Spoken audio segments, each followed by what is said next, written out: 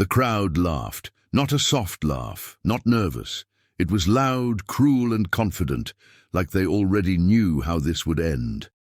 A wooden sign slammed into the dirt behind her. $1, the number swung slightly in the dry wind. Eliza Hart didn't flinch. She stood on the auction platform with her chin raised, dust clinging to her boots, her wrists tied loosely in front of her like an insult more than a restraint. Men filled the square. Ranch hands, gamblers, bounty hunters, eyes crawling over her like she was something already owned. $1, someone shouted. Hell, I wouldn't pay a dime, another laughed. The auctioneer forced a grin, sweat running down his neck. Gentlemen, she's healthy, strong, worked ranch land most of her life. Strong don't mean valuable, a man yelled back. That's when Eliza saw him, not laughing, not talking. Standing near the edge of the crowd was a quiet cowboy, hat pulled low, coat worn thin from years of wind and work. He leaned against a post like he didn't belong to the moment at all. No smirk, no hunger in his eyes, just watching. She didn't know why, but when their eyes met, her breath caught. The auctioneer raised his hammer again. Last call. $1 going once. A bottle shattered near the platform. Do it already, someone yelled. She ain't worth the trouble. Eliza felt something cold settle in her chest. Not fear, worse. Acceptance. She had survived droughts, raids, loss, buried her parents with her own hands, fought off men twice her size. And now her worth had been reduced to a joke carved on cheap wood. The hammer lifted. Then a voice cut through the square. I'll pay more. It wasn't loud, but it stopped everything. Heads turned. The quiet cowboy stepped forward. Dust shifted under his boots as he removed his hat, not dramatic, not rushed. His face was lined, sun-worn, eyes steady. He looked at the auctioneer, not the crowd. $5, he said. Blorter erupted again. 5? Look at him, thinks he's a hero. She'll get him killed. The auctioneer hesitated. Sir, are you sure? The cowboy nodded once. Eliza stared at him now, heart pounding. She didn't know his name, didn't know his past. But for the first time that day, someone wasn't looking at her like property. The hammer came down. Sold. As the rope around her wrists was cut, Eliza stepped off the platform, unsure whether she was walking toward freedom or something far more dangerous. When she stood beside him, the cowboy finally spoke, low enough that only she could hear. Name's Cole Mercer, he said, and before you ask, I didn't do this to save you. Eliza frowned. Then why?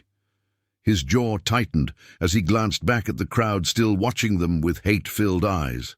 Because they were wrong, he said, and I don't like it when people decide someone's worth.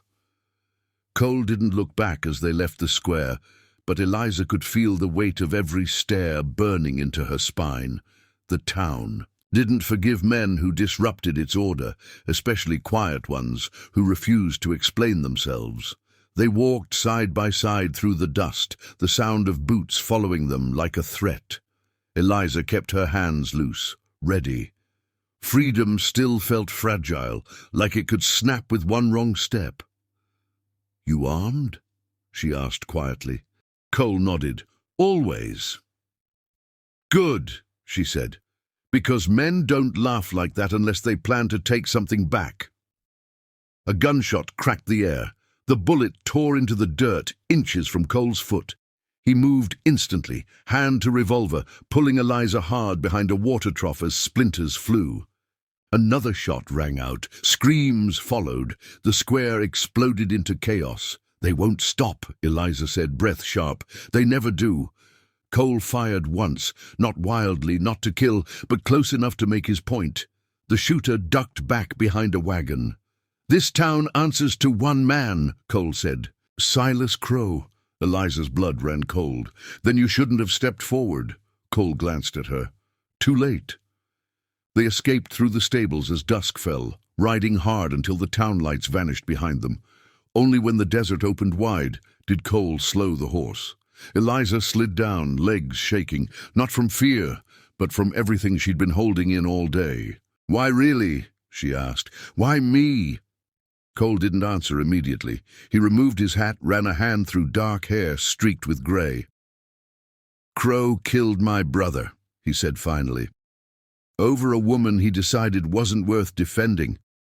I stayed quiet then. I won't do that again."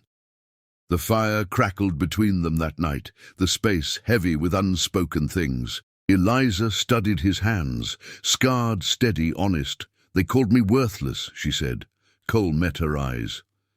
They were scared. She laughed softly. "Of me? Of what you survive?" Silas Crow found them 2 nights later. His men circled the camp before dawn, rifles raised, confidence thick as smoke. Crow himself stepped forward, smiling like a man already counting bodies. "You made a mistake, Mercer," he said. "She belongs to this town." Eliza stepped beside Cole, unarmed but unbroken. "I belong to no one." Crow raised his gun. Cole didn't hesitate. The first shot hit Crow's shoulder, spinning him back. Chaos erupted, gunfire tearing the quiet apart. Cole moved like he'd been waiting for this moment his entire life, firing only when necessary, protecting Eliza with his body without ever saying it aloud. A bullet caught Cole in the side. Eliza screamed his name as he fell. Something inside her snapped. She grabbed his dropped revolver and fired, once, twice, forcing Crow's men back. When the dust settled, they were gone, dragging Crow with them, defeated but not dead. Eliza knelt beside Cole, pressing her hands to the wound. "Stay with me," she said, voice breaking. "You don't get to save me and leave." Cole smiled faintly. "You were never the one who needed saving." Days passed slowly. After that, Cole healed under open skies, stubborn as stone. Eliza stayed, hunting, guarding, refusing to leave his side. One evening, as the sun bled gold across the land, Cole reached for her hand. "I stepped forward," he said, "because I saw my own silence in their laughter, and I hated it." Eliza squeezed his fingers. "Then we saved each other." They didn't return to the town. Stories spread instead, of a woman once priced at $1, and a quiet cowboy who proved worth wasn't something men got to decide. And somewhere out west, where dust met horizon, they built a life no one could ever auction again.